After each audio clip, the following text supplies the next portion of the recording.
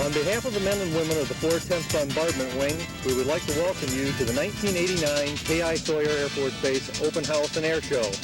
We hope you will take advantage of the many display booths, food concessions, and demonstrations. We have more than 25 aircraft for static and aerial display. We would ask for your own safety that you please remain within the roped areas of the flight line, and please no smoking within 50 feet of any aircraft. Again, welcome and have an enjoyable time. Thank you. For the next half hour, you'll see the spectacular sights and hear the sounds of the K.I. Sawyer Open House. So stay with us. Upper Michigan Tonight is next.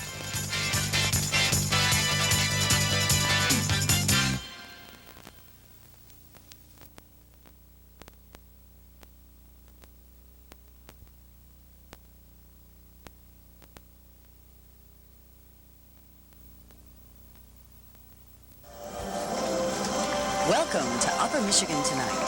Sunday, June 4th, the K.I. Sawyer Air Force Base was the site of their annual open house, a mixture of vintage planes, displays, demonstrations, and the prestigious Thunderbirds. Well, it's a carnival atmosphere.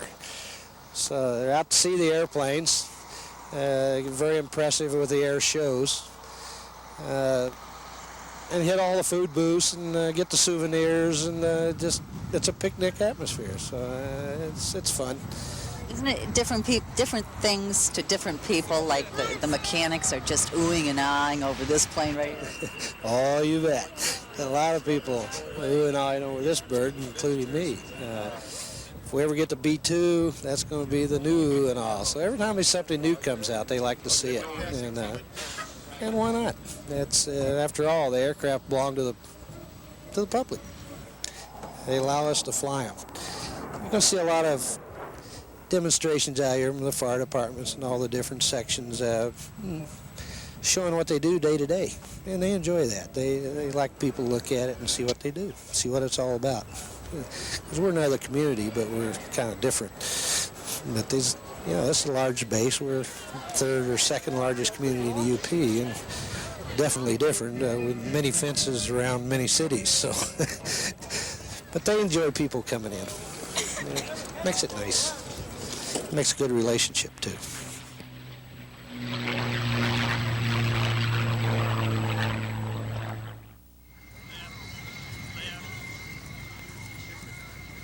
Ladies and gentlemen, it's now time for the working dog demonstration.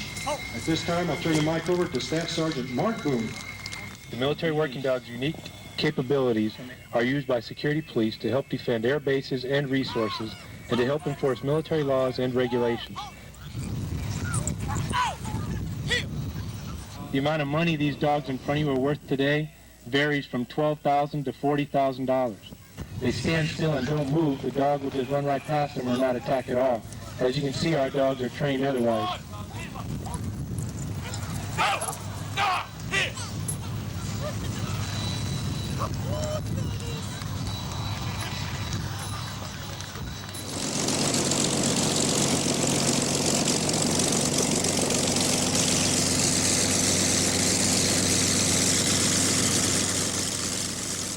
Can you tell me a little bit about the history of this beautiful plane?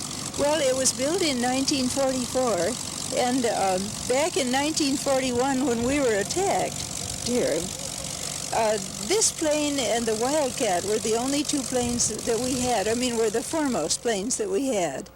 And then General Chennault took an American volunteer group over to China, and in the late 30s, he was fighting the Japanese then, even before we were involved in the war, with P-40s. Mm-hmm.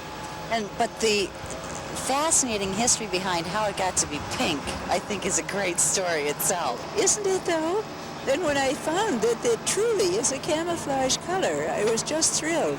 And I even called Washington and said, now, if I paint my plane this faded shade that they faded to in the Libyan desert back in the 40s, will it still be an authentic color?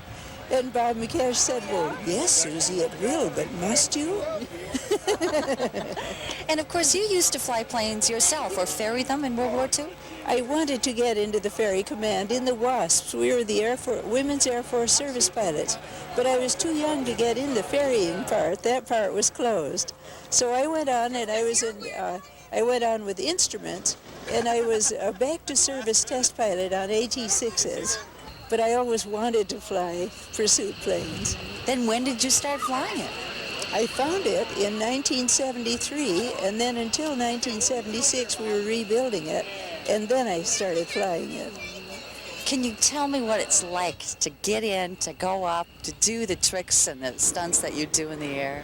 Well, it's very thrilling and very satisfying because you know that you've really done something. And it's a lovely thing to do, to fly. Does it get in your blood, Sue? Are pilots kind of a breed all their own? You know, it does get in your blood. And once you start flying, you want to fly. It's like acting. Once you've been on the stage, you want to be on the stage, or horseback riding. Once you're a rider, you want to continue riding. Is it unusual for women to be stunt pilots? Yes, it is unusual. There aren't very many of them. And how do the men react? Do they treat you with just as much pride as they treat their own? Yes, sure they do. Yeah. What I guess amazes me is that you have so much style. Your parachute is pink. You've got the flowers.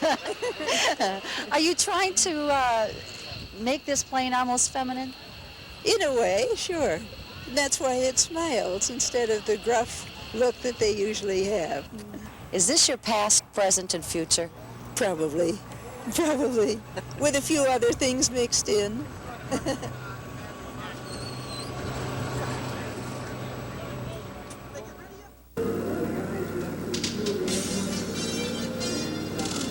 On behalf of the 410th Bombardment Wing, I'm Lieutenant John C. Morley, the Giant Sword, OIC. I welcome you to our load demonstration of the 410th Bombardment Wing's capability of loading and building conventional bombs.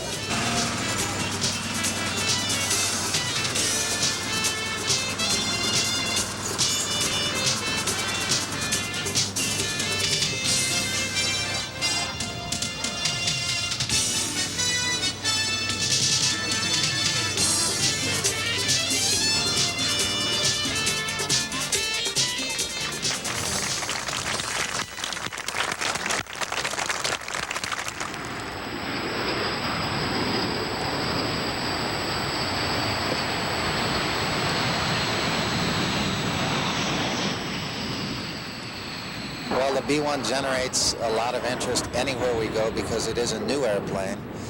It is the newest airplane in the Air Force inventory. And, well, look at the airplane. I think it speaks for itself. It's America's newest strategic bomber. It's got clean lines. It's not an older airplane like the B-52. It's just an exciting jet. And I think if you saw us flying yesterday, you can see that an airplane this size, 300,000 pounds plus, flying like a fighter, is pretty interesting and pretty exciting. What's the difference between flying something like this and the smaller jets that we saw come in?